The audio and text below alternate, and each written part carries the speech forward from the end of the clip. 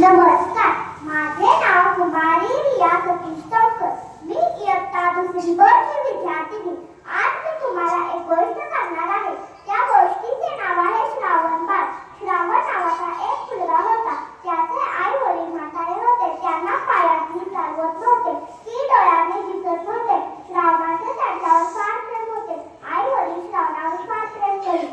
एकदा श्रावणाने आई वडिलांना तीर्थयात्रेसाठी काशीला नेण्याचे ठरवले. आई बाप थकलेले ते कसे सांगणार. श्रावणाने एक कावड तयार केली. कावडीत आई वडिलांना बसवले. कावड खांद्यावर घेतली आणि तो काशी यात्रेला निघाला. जाता जाता वाटेत एक जंगल लागले. रात्रीची वेळ होती. उन्हाळ्याचे दिवस होते. श्रावणाच्या आई वडिलांना तहान लागली. ते म्हणाले, बाळ श्रावण, जवळपास पाणी दिसते का पहा. आम्हाला फार तहान लागली आहे रे. श्रावणाने ताबडतोब कावड खाली ठेवली. आई वडिलांना एका झाडाखाली बसवले. भांडे घेतले आणि तो पाणी आणण्यासाठी निघाला. जाता जाता दूरवर एक तलाव होते. श्रावण त्या तलावाजवळ गेला.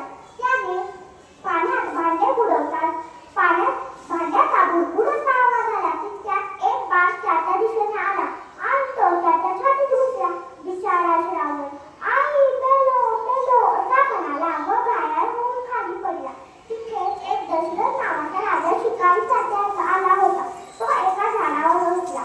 त्याला वाटले की रात्रीच्या वेळी संभाळलेले जनावर पाणी प्यायला येईल, म्हणून त्याने तो बाळ सोडला होता. तो एका तलावाजवळ गेला. पाहतो तर काय, एक मुलगा घायाळ होऊन पडला होता. राजाला दिसला. तो म्हणाला, बाळ, माझ्याकडून फार मोठी चूक झाली रे. मी कडी समजून बाण मारला. तो तुला लागला. क्षमा कर मला. श्रावण निवाळत म्हणाला, माझे आई वडील समाजाने एवढी व्याकुळ झाले असतील. आता त्यांना पाणी कोण देणार. राजाने श्रावणाजवळ ते भांडे घेतले.